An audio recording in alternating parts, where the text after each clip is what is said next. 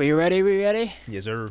Aloha, everybody. My name is Emil. I am Rob. What's up? What's up? What's up? You guys are listening to Talking Growth, where we interview business owners and think like a CEO. Yeah, today's interview is jam-packed with energy. My interviewee Lawai'a, he came with a lot of knowledge. He has a nonprofit. What is the nonprofit called again? The nonprofit's name is Hoa Keolana Pono. Yeah, and they're doing a lot of good things in the community. They got a high school coming. It's really exciting stuff. I'm really proud of what they're doing. So you guys are going to really enjoy this episode. This is going to be a great episode. And Lawai'a Naihe has been with this nonprofit, and he started this about 3 years ago. Yeah. And he's very knowledgeable and very disciplined and always welcoming to teach younger students. Yep, younger with students. A lot of things. And mentor them too. And I can't wait to see the growth. Exactly. Thank you guys for listening. Now back to Talking Growth. That was perfect. That was literally.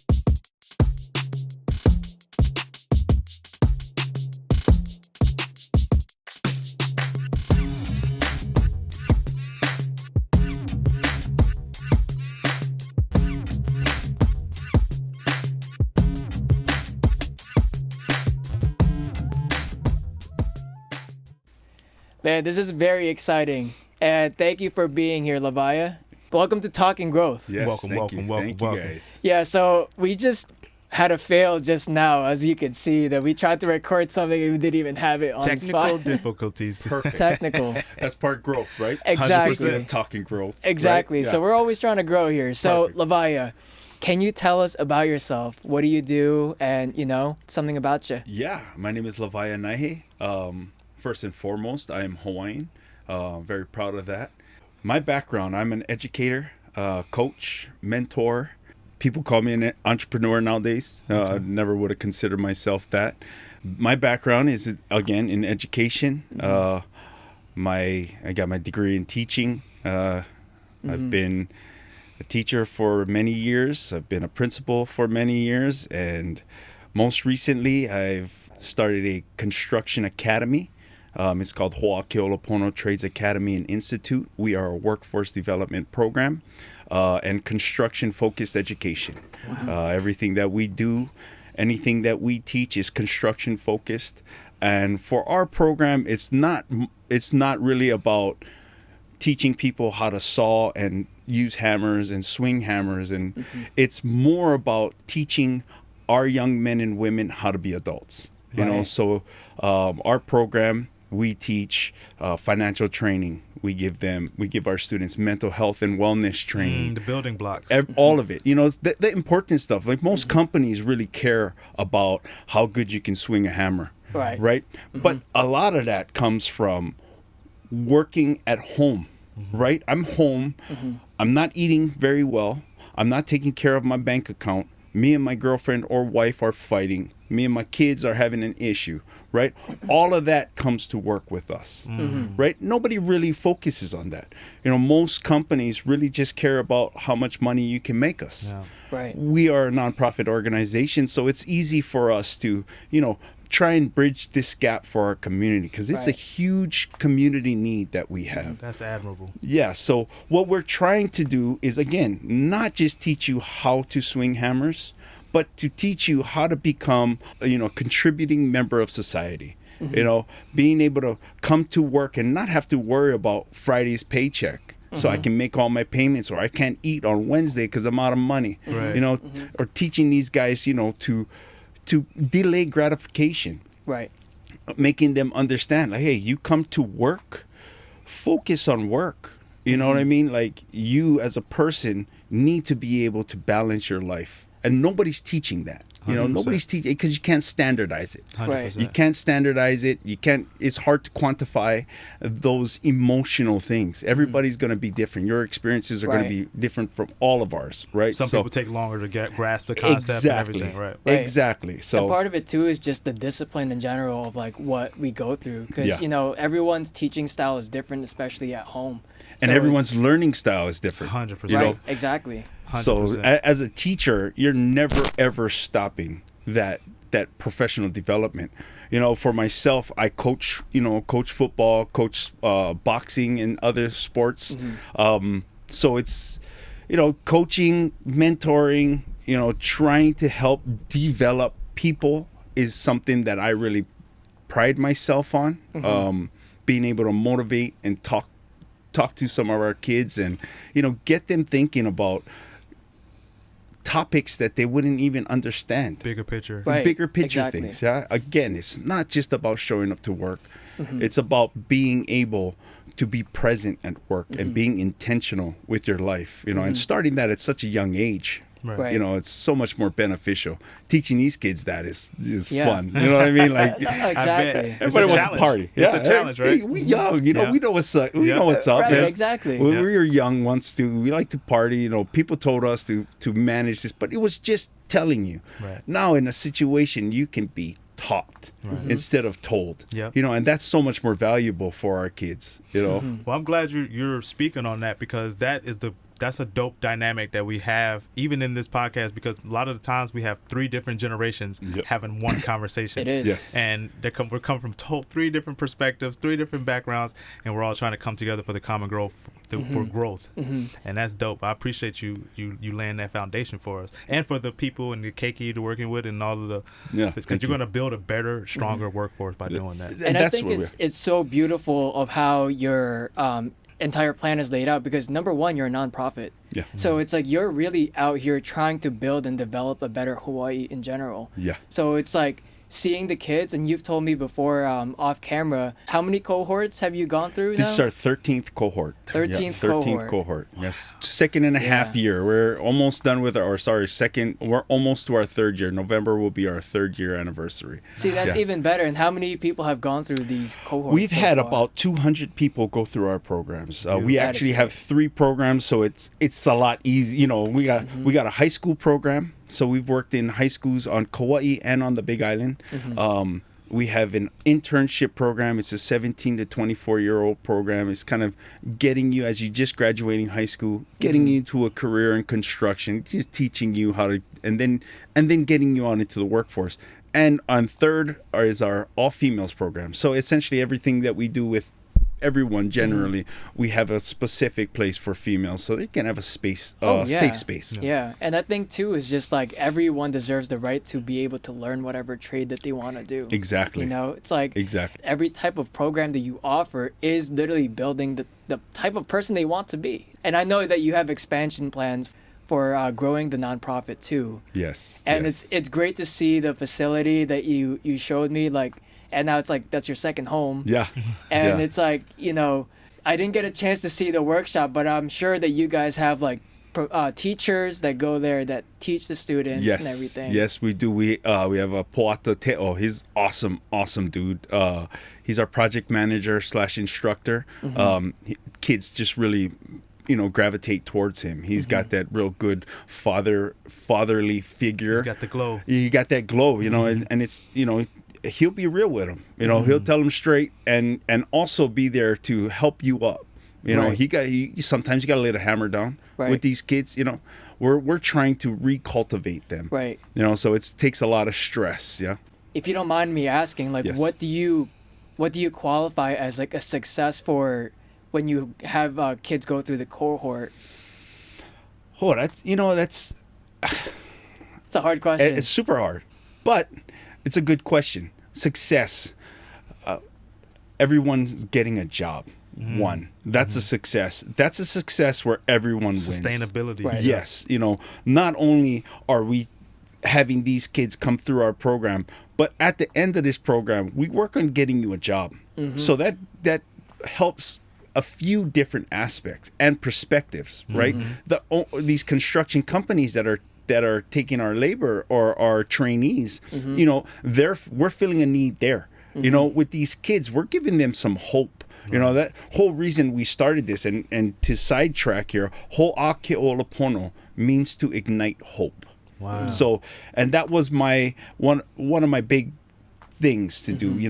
That hope, because it all starts with hope. Right. Every single thing starts with That's hope. perfect you said that, because you segued right into my second question. I was going to say, what inspired you to then go into this and embark upon this journey? Yeah.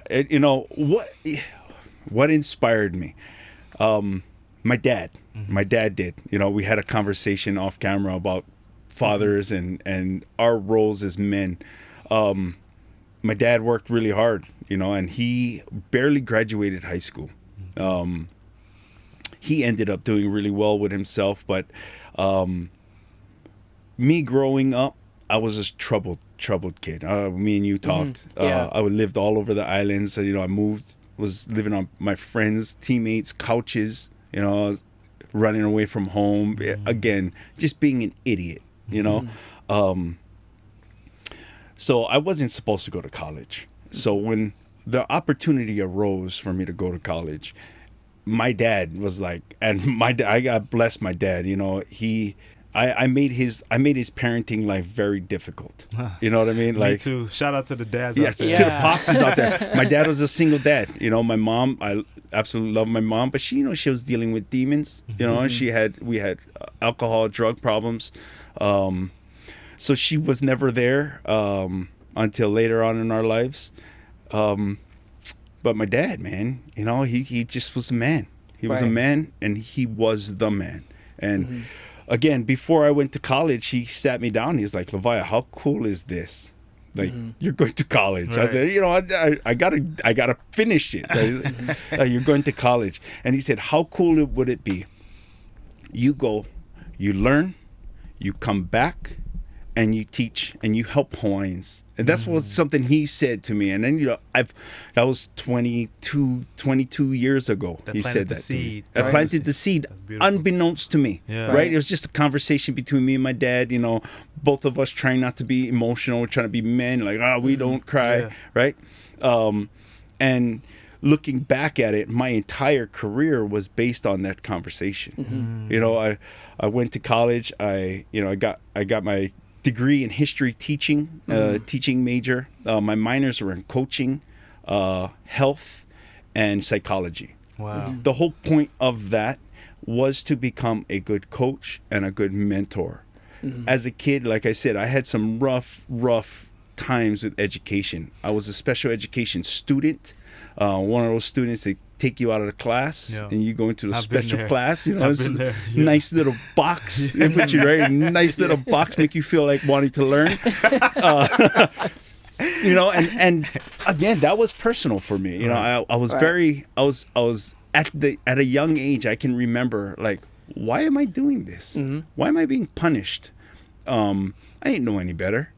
So I grew up, I had some really, really bad teachers. I had some really awesome teachers as well, right down the middle. Good teachers and bad teachers. But I had some really poor teachers, especially in the beginning years of my educational career. So I hated it. I hated school. Some of the problems, some of the reasons that happens too is because a lot of these people are getting in positions just to get paid. They have no drive, no whatsoever.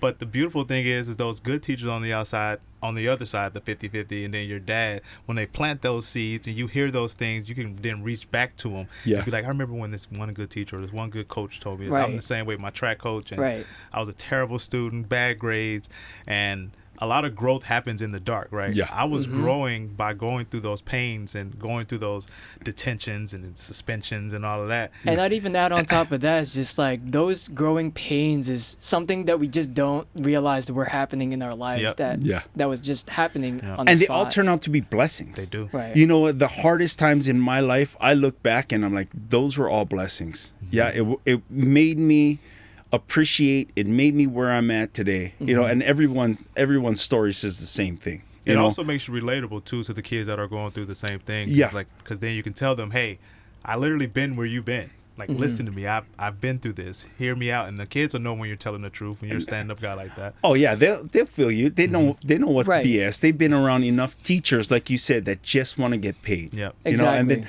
like, again, the poor teachers helped me because I cannot blame them for being that way. That was just the way they were taught. Yeah. That's just how they were.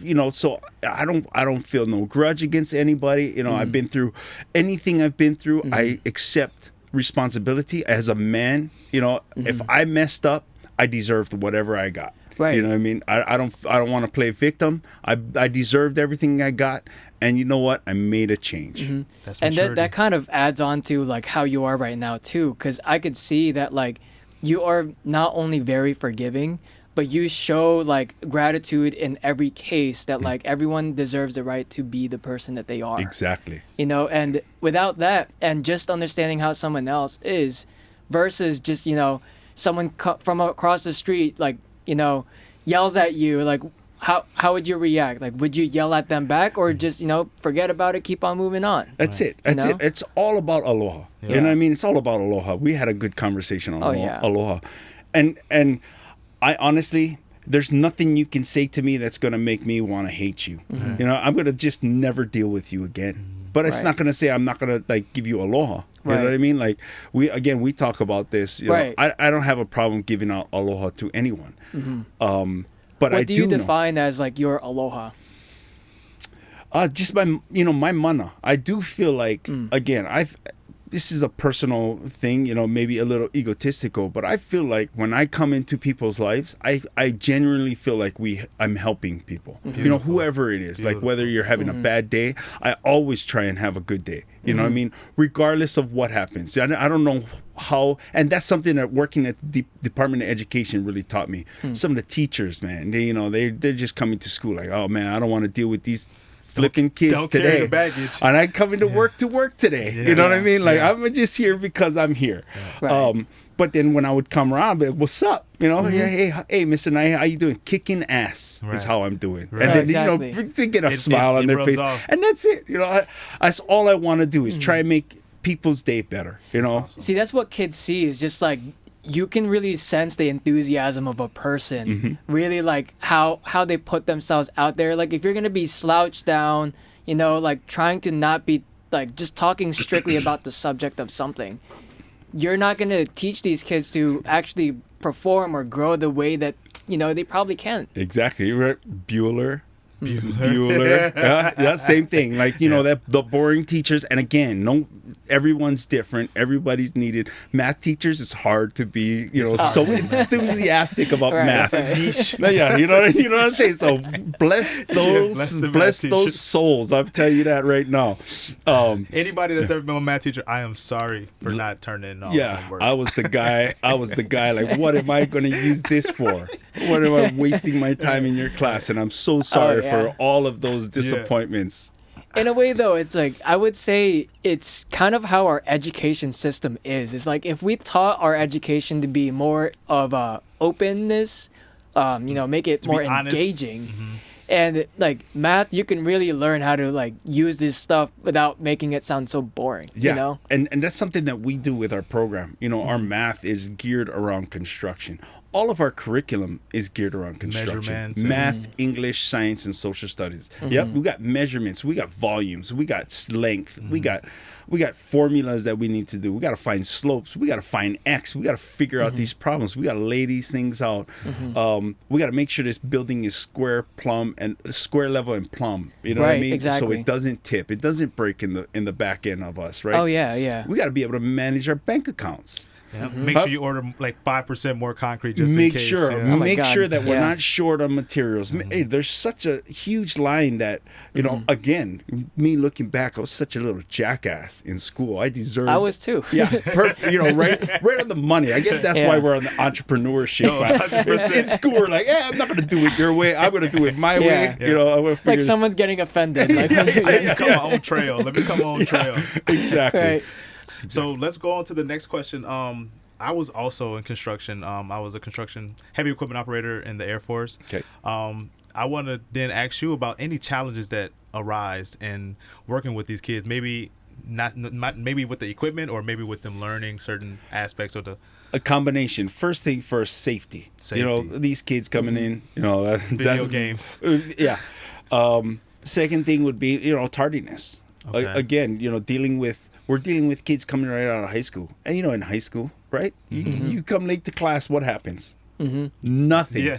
You come late to work, what happens? You're gonna start your process of getting fired. Yeah. Right. So they just went from I can do whatever I want to I don't need to show up to this class. I can show up when I want. Now I'm in a workforce where I'm getting paid to be there. with their systems is Right. I can do whatever I want, but the reality is you cannot. You got a whole new system. You got gotta a learn. whole new system. So we need to break through those barriers. Show these kids being on time being punctual is Oh, yeah. important. It's not just important for the business owner, but it's important for yourself. Oh, yeah. Like your time management. If you're late here, you're gonna be late here, and then you're gonna be late here, and then you're gonna be late over there. It's a trickle-down And effect. then what? Right. And then I'm always catching up. Never catch up. Be in charge Right. of it. It's, I guess too, it's not only that, it's just like you see that showing up on time really does affect the people that you are going to meet up with. Yeah. It's like, for example, Lawai'a was here like 20 minutes early while we were setting up, and he was seeing the back ends of setting up for a podcast. Yeah, that was And fun. like that honestly like is very encouraging. Like the fact that you came here and like see and learn like a little bit about us, it really gives a perspective of what it looks like to be on time. Yeah. Like how important is it like to be on time? Yeah. And not only that, it sets your day up. Yeah. Right now, if I'm on time, that means I can think about my next move. But if I'm always reacting, I don't get a frantic. time. I can't plan my day. Yep. If I'm like, oh, I got to go here. Oh, I got to go here. Oh, That I happens got to to go me. do this. Oh, Right. I'm here. And that's normal. I mean, Yeah. it happens to me as Yeah. well. It's not like we're perfect. No. But, just teaching these kids like, hey, sometimes you're going to get into these slumps, but that's okay. Give me a phone call. So Shoot me a what are text. some of the ways that you help with that to overcome those challenges? To try to transition kids from hanging loose to hanging tight. We have meetings with them. Okay. It's again we're a training system, right? So you come late, we're gonna talk to you like, hey, you gotta show up to work on time, blah blah blah. We go through it all. We track our interns, we give them surveys, we grade them. Wow, You know what I okay. mean? Not for grade, but Right. we definitely To show grade them. them. It's To show performance. them, yeah. Right. Like how much times did I have to correct you to put your safety glasses on? Now that doesn't save me. You wearing your glasses doesn't save me at all. Right. It saves you. In your eyes. Right, and it saves your eyes. You guys young. You guys think you guys are Superman right now, right? Yeah, I know how it is. Yeah. Trust me, I know how that feels. But it's not the reality. And Right. and breaking again, constantly being there, constantly reinforcing, hey, do this. No, don't do it that way. Let's try it this way. That setup, setting up is so important for our interns as well. When they go, we want them to set up in a way that they can be productive, right? And that's going back to being on time. You show up. That means you're setting yourself up to be productive and intentional about your efficiency that day. I'd even add on top of that too is just like you're giving these kids a chance to really learn from their mistakes. Yeah. As much as like you can tell them like, oh, you got to fix your glasses, like when is it going to be right for them to actually fix their glasses on their own? Like are you ever going to learn that? Well, not only that, most of the time you're just telling me, hey, you got to wear your glasses. But when we have a sit down and talk, you say, hey, this so much times we had to correct you. Right. Oh, it's like, oh, I didn't realize that. Because kids, they have a short-term memory. It's like an Right. evaluation report. Exactly. Right. That happened to us when they would teach us because, like I said, I joined the Air Force when I was 19. And the way that they got it ingrained in our brain that, like, don't wear rings when you're on heavy equipment and all this, they would show us these graphic pictures of people losing their fingers. Yep. And people, like, literally getting rolled over by tracks because they weren't paying attention or yada, yada, yada.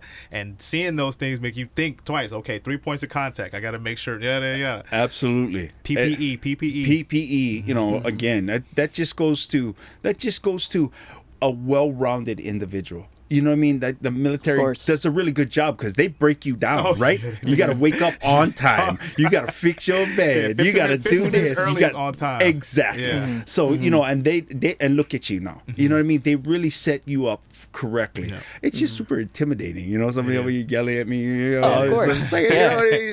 Now, the thing is, you have to apply what you learn. That's the Absolutely. problem that some Right. people, because some people go to the military and get out and not be a better person sometimes because they're not applying the tools that they learned. Maybe they were disgruntled or whatever. They didn't like the fact that they were woken up early. Now they want to Exactly. sleep late because Exactly. in spite of. And that's the difference, right? Like I said, we want it to be a teaching experience. We want you to change your life because you want to change your life. And I cannot see a single kid or adult that came through our program that hasn't felt that. Right. Like, let's do better. Whatever it is.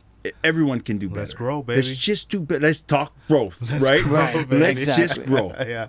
Everything is all about growth, and you can see it with the way that you kind of treat these kids to be able to learn from everything. But I kind of want to segment back to how you got started, and especially defining what do you mean by hope? Hope. What is like something that you do see as hope? Well, hope is important for me. Again, I didn't have a good. We grew up very similar. I didn't have a good experience with education, so college was like, nobody in my life would have said Lawai'a is going to graduate college and he's going to start a school and he's going to be a principal and he's going to be a teacher.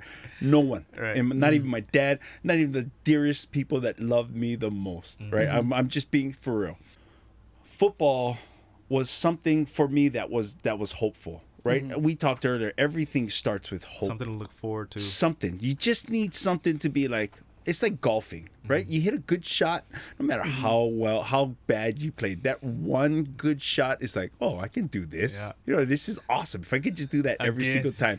That hope, right? Again. So again, hope for me was football. If it wasn't for football and some of my coaches telling me that I could, seeing something in me and say, hey, you can play. You got this opportunity to get your college paid for. I wouldn't have. I would have had nothing in college. So going through my experience is that how do we give these kids hope? Right. How do we instill hope in somebody? For me, it was construction. Okay. Because not everyone can play football. Again, we got these requirements. You got to be strong. You got to be big. You got to be athletic. You got to be a little bit violent. You know what I mean? Not everybody can do it. That's why 1% of high school football players go to Division I schools, right? Because it's such a small population. But construction, anybody can do construction, is very similar to football. Right. So my idea was, how do I make what was hopeful for me be hopeful for a lot of people? Because construction, you got permitting, plans, architecture, all the way to painting, and everything in between, mechanics, truck drivers, cement, all the way through. Right. So much opportunities, much like football, right? You got a center, you got guards, you got tackles, so many different positions. You got coaches. You got coaches, you got a kicker, Yeah. right? Right. A kicker playing football. Right. And they look totally different than everybody else, right? Football is the most inclusive thing that anybody can do. I don't care what, as long as you're good at what you're doing, you're on our team, right? Transfer that to construction, right? We're building a house, right? We got plumbers, we got electricians, we got framers, we got roofers, we got architects, we got project managers, we got Home Depot and all of their workers, we got permitting and plans. Everybody needs to work together as a team, Right. to accomplish this goal. Right. The goals are different. The sport or the arena is Right. different. Right. But the goal and the teamwork is all the same. We're trying to score touchdowns and we're trying to build houses. I call when we have successes, we call it touchdowns. Right. Right. Nice touchdown. Just the way I am. Right. I am. I'm gonna put you on the spot here and say that, okay, Lawai'a, if you were speaking to your younger self, how would you instill hope in your younger self? From you now talking to the guy that needed a little bit of push. I would do it the exact same way my brother did it. Okay. My brother was very supportive of me. He was the one person that believed in me. I mean, he still didn't believe that I was going to go to college and graduate. Let's be real. Hey, I wasn't supposed to graduate. But he loved me. Right. You know what I mean? And everything he did, even the sacrifices he made. He was a heavy older brother. You know what I mean? Having an older brother is probably the best kind of hope you can get. I kind of had the cheat code. I definitely had a rough life, but having a good older brother there to really back you up, man, that takes some of the punches, literal punches, off of my face. You know what I mean? And his method of supporting me was just to be supportive, like telling me I can do it. And that's what I tell these kids. You can do it. Yeah, you got punched in the face. It hurts. Yes, it does hurt. It hurts and it's going to suck. Yeah. Right. You're going to suck. You're not going to be good for a long time. But when you are good, it's going to be so much more sweet. It's Right. a marathon. You know what I mean? That's it. In So- a way that you have to include your ambition with accountability and the support from others. And you know, a lot of this ambition is kind of learned. You know what I mean? And that's why such a small population of people become entrepreneurs, right? It's just like Division One athletes, right? Right. And it even gets smaller when you go into NFL, Yep. right? So, you know, but a lot of it is just a lot of kids are not exposed Right. to it, right? So it seems like your program is like a big brother program. Like, Essentially, Okay. like I said, it's not about swinging hammers. Right. We're not trying to make you. Obviously, we want you to be good at your trade. Of course. More than that, I want you to be a good freaking dude. Find Or yourself. dudette. Right. You know what I mean? I want you to be a Dudette. good person, and that is it. You know, like I just try to be a good person. You know, I come off a little bit. This guy is too happy. You know, he must be wanting something or selling something, or like you know what I'm saying? Like, You know, that's like, I feel like it's so uncommon to just see people happy nowadays. right? It's like, why It's is that hard such out why is that such a norm? because we're trying to survive. Yeah. It's hard. You know, media. surviving and doing what you love sometimes do not. Like, I could make a lot more money doing something else, but I'll be stressed. You know, I was a principal. I made a lot good money. It's like we talked about with Bitter in the last episode. It's Yeah. like there's Pono over profit. That's it. You know what I mean? That's Just it. Just being there. And you know, just doing good things. Great things. Again, we and Right. you had a really good conversation about, you know, why do I want to be happy? Why do I want to help people? Why do I just genuinely care that, you know, I met you today, I hope your life was better. Or I met you Right, here, I right. hope your life was better. Right. It's because I know that comes back. 100%. If Tenfold. you know, my dad, this comes to my dad. My dad taught me, don't talk bad about anybody. You know, if you disagree with him, oh well. I steer him. Lawai'a, we love them all. We love them all. My dad was a correctional officer. You know what I mean? okay. Like, we love them all. Okay. And he believed that. You know, anybody talk about my dad, he's like, he's so happy, aloha, you know, always willing to be like, what's Right. up? And just trying to uplift, and, you know, and going back to dad, we love them all. I love. So our next question. I'm not too familiar with nonprofits. I tried to start one with a friend of mine in the past, but what does it take to essentially build a nonprofit? I understand for-profit businesses and corporations and trust structures. What does it really take to build a nonprofit? The best thing I can tell people, especially in the nonprofit world, everybody develops these nonprofits to ask for money, you know, and that's not the best business model, right? You're only as successful as the other people's wealth around you. What I try and tell people, like how we do, is how do you generate income? How can you generate revenue? You, as a nonprofit, how can you do things that can help you guys grow? For us, we're a building program, right? So our nonprofit is training students, training kids, training young men and women to become adults, and training them in these trades, right? The byproduct of that is we are actually building things, right? People are actually paying to build things, Okay. right? We have carpenters working with our apprentices and interns, so we have projects actually being. We talked about me being early. We got 2 jobs in Hanalei that I needed to go stop and check on 2 crews, and see what they were doing. I was like, hey guys, I got to get out of here, go up the road, but that's why I was here, you know. So awesome. we generate income in a way that, again, helps sustainability. That's the biggest thing. You're creating tangible things that can be touched and used and Exactly. benefited from by the community. It's not just, again, asking for money. That's a great support. Like me being able to ask OHA or Hawaiian Homelands for support it takes the burden off of us so much to train, equip. You know, we pay these kids to go to class. We pay we give them all their tools. We give them all of their safety equipment. Of course. We give them their helmets, and we give them everything. At a regular job, you just go to job. You gotta go bring gotta your buy own. your We'll tool give you belt, your yeah. and the better tools you get, the more you get paid. Yeah. Right? The more you can. So we give them a heads up. Like, here you go, guys. You guys are gonna need these tools. Now make money, and grow your tool set.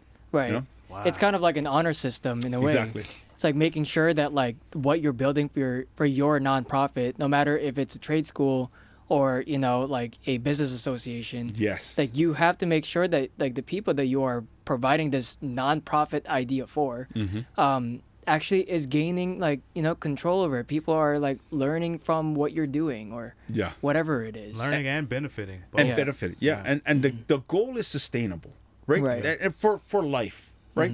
Our business, our nonprofits, our Right. home, our family, just everything. What is sustainable for us? Right. We cannot just ask. So again, going back to nonprofits, we gotta get out of the mentality of, oh, we're just gonna ask people for money. Right. Again, it's easy for some things like football boosters. I was a part of a booster in Utah, and this really helped me.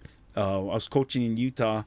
The boosters would go to would really go out to the community and really do a good job of getting donations, raising money, but also setting things up where our wash cars, offer something, and then we just took it into a different realm of construction. Like I said, it's a sustainability thing. Right, it is. And I want to mention this too, is because when we first met up, I did a couple of research on you to see what your business was about. And you've been at this game for the last 3 years, right? Yeah. What would you give advice for people that are like not just starting a nonprofit, just anyone trying to start a business or anything? What advice would you give them to, continue to pursue what they want? If you love it, do it. Don't get stuck in a rut. I don't care what the amount of money that comes into your bank account. If you're not happy, don't do it. That's it. Right. Advice. And that's what I talk to our kids. We talk about motivation. Life is hard. Living on the street is hard. Living in a mansion is hard.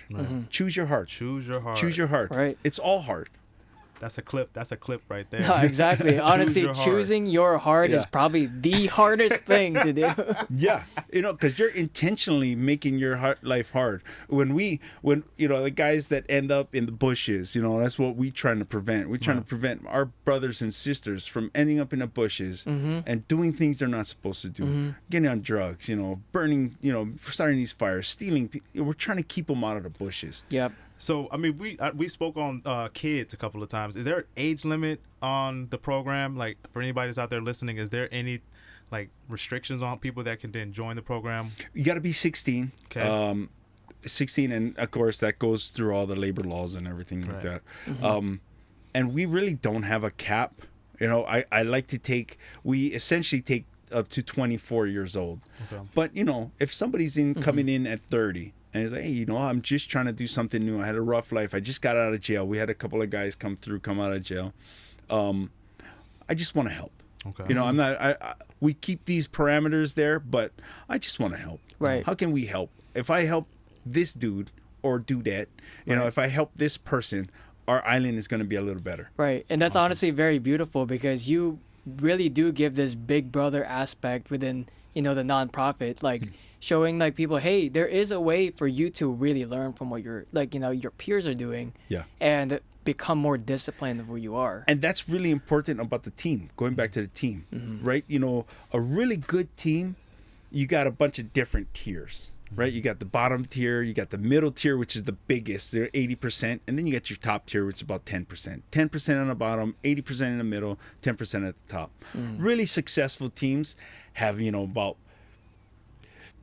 15% at the top. You know what I mean? Yeah. And then it's maybe 8% at the bottom. And maybe the middle tier is, somewhere around 70%, average, something yeah. like that. You know what I mean? Yeah. You're trying to have your best players, and I call all of our guys players, our athletes. You have your best athletes working with your younger athletes and molding motivate them, help them, show them. I do this because I want to show that you can be a good person. You don't have to be a jerk. You don't have to be a dickhead. You can be. You can be, and you can be very successful. Very true. Right. Or you can be happy. Right. I choose to be happy every single day of my life. Why are you Exactly. wasting your time?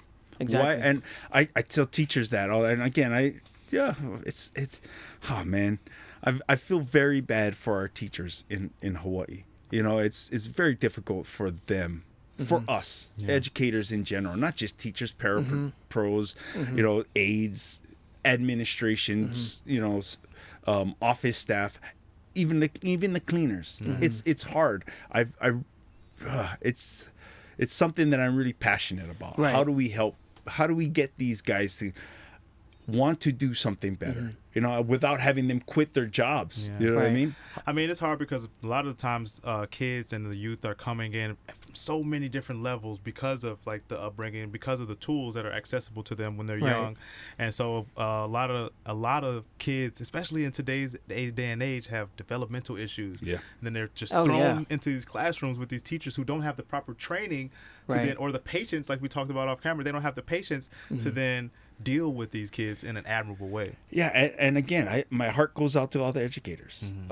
It's the toughest job. It is. You know, even as parents, to teach your kids. Of course. That's so hard. You know, parents are the first educator, right? Yeah, that's your first educator. And then, so you're getting this, again, we'll talk about our program, right? We get these kids coming into our program, and then we have to, for some of these kids, we need to restructure their whole existence. Understanding life. No, we don't do this. You know, like I said, you coming in late, that doesn't work. You know, we gotta break these habits and create better habits. Anyway, sorry. I think that's topic there.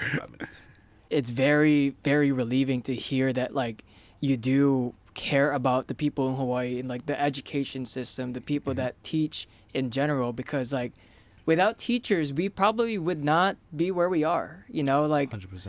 Like no matter if it's a good or a bad teacher, we all know how hard it is to teach something that we do. Our schools, you know, your child will be with their teacher for up to 10 hours a day. You know, sometimes up to 14 hours. Not maybe your teacher, but the school system, right? And then you're playing sports after school. You know, that moves up to 15, 16-hour days. You know what I mean? Our athletes leave practice we finish practice at 6:30. You know what I mean? Then you're moseying around in the locker room. You got to go change some kids, shower, whatever. You know, they're not getting home till about 8 o'clock. You know, then they got to shower. Most of your day is not around your parents.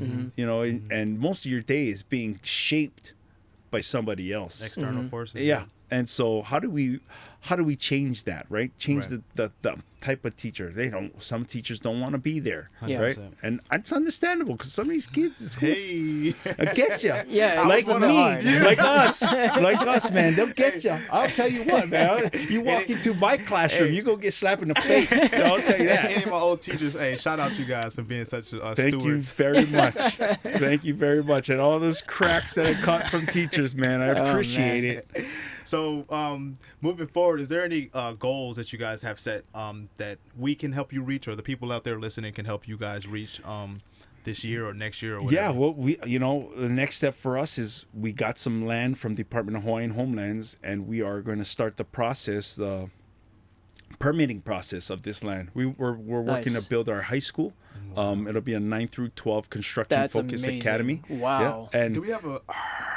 I know, right? That is amazing. dope. You guys hear this? That's dope. And you know, that's coming up. And I'm not a big person to ask for favors or help or much. Again, that's why I wanted this nonprofit to be able to generate. I really don't go asking too much. I rewrite for grants, but I try my best not to ask too. I know how hard it is to work for whatever you got, so I don't want to ask for money or ask for help. And it's just hard for me because it's always like I'll just do it myself. Right. You know, so. Would there be an accreditation school? It will be, yes. Awesome. So the process of starting a school, we're in the process of deciding whether we want to be a charter school or we want to be a private school. We're leaning towards private school. I'm coming from Department of Education. I absolutely love the Department of Education and what, you know, just education in general. But there's some things that I feel like we should do that I cannot do in the traditional classroom. And it's an innovative thing, the project-based, place-based learning. It's huge buzzwords, but there's a lot of things that go into that, you know. Right. And then there's the behind-the-scenes things, like the union things. I got a teacher teaching math and science. Wait a minute, you know what I mean? You're not supposed to do that. You can only do one or the other, or you know what I mean. So when you're doing these project-based learnings, everything needs to be done with a project. I need to learn math, English, sciences, social studies from this one project. Okay. Right? And so it's very difficult for us. And again, my experience is doing it private is, the best way. And then you don't have to answer to anybody. Right. You do it the way you want it. So going back to the question, we do become accredited, but you need to start your school first. Okay. So as soon as you start your school, you start the accreditation process. Okay. It takes about 3 years. Okay. Just essentially going. WASC is the Western Accreditation School You have to system. apply and wait. And then you got to submit your curriculum. Okay. You got to submit all your staff gets interviewed. Right. A lot of your students get interviewed. They're looking at your student portfolios. You're looking at grades. There's everything. Okay. And then you get accredited. Okay.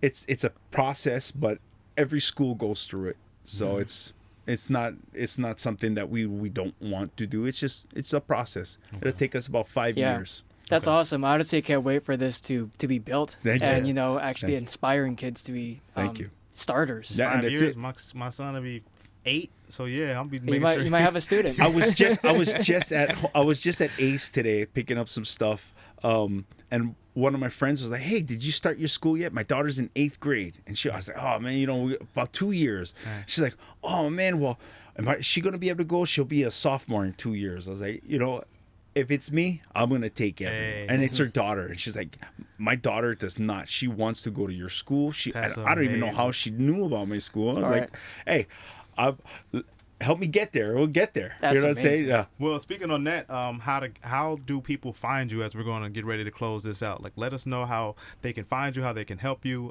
Any programs or numbers you want to leave behind. Our social media is obviously the best, most easiest, quickest way is Hoa Kilopono, at Hoa Kilopono. Our Facebook, our Instagram, Twitter. I don't run our whole social media, so I don't know exactly what we got. I should know, but I want to say we have all of the handles. Okay. And our website, huakilopono.org. It's a mouthful. But yeah, we have a lot of information there. That's amazing. We're gonna help. We're gonna help upgrade our website, our social media website. all We're that, kind of doing it everything. grassroots style. Yep. You know how it Okay. is. Definitely want to see where it ends up growing. Yeah. So let's talking story about that. 100%. Like, we're definitely helping this grow Yes. to a bigger thing. Thank and you. so if you are a parent or if you are a student that are looking to grow yourself, especially in the construction industry, check it out. Yeah. Yes. 100%. Thank you. Yeah. Any questions you got for us on the way out? Man, I really appreciate seeing you guys grow, and I know we're course. just starting. All, You're just and starting. I was like, dang, that's pretty cool. So no, I mean, I'm just gonna continue following, and I hope that we could be a part of. We do this again in a couple of years and see if we can do a little catch up Oh, before oh and my after. God, That'd be that'd be Definitely. That'd be yeah. dope. So we always try to, any guests that we do invite here, we definitely want them to come back a second time, Yeah. maybe a year from now, and then see Yeah. where they are, Yeah. see what the learned Speaking lessons of growth, are. right? Speaking of That's growth. exactly right. Yeah. I love it. And it will be different too. We'll have different mics and different sections and Yeah. different stuff. I'm looking forward to it, brothers. Exactly. All right, guys. So you guys are definitely listening to Talking Growth. This is at KKCR. You are with Emil and Lawai'a. thank you guys for tuning in, and we'll see you next time. Yes, sir.